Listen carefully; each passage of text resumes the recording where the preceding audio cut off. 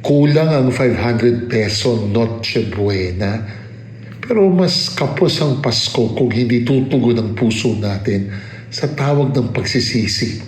Sa Matthew chapter 3, si John the Baptist hindi lang nagsabi ng repent.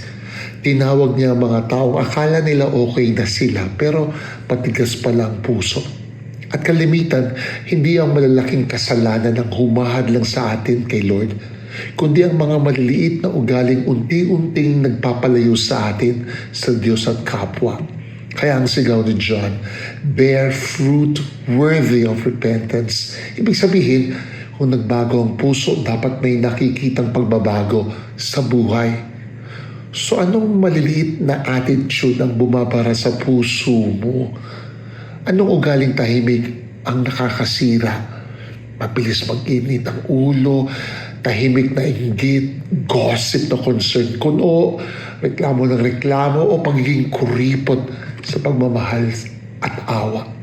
Sa diwa ng paghahanda ng Adbento, puso muna ang ayusin natin.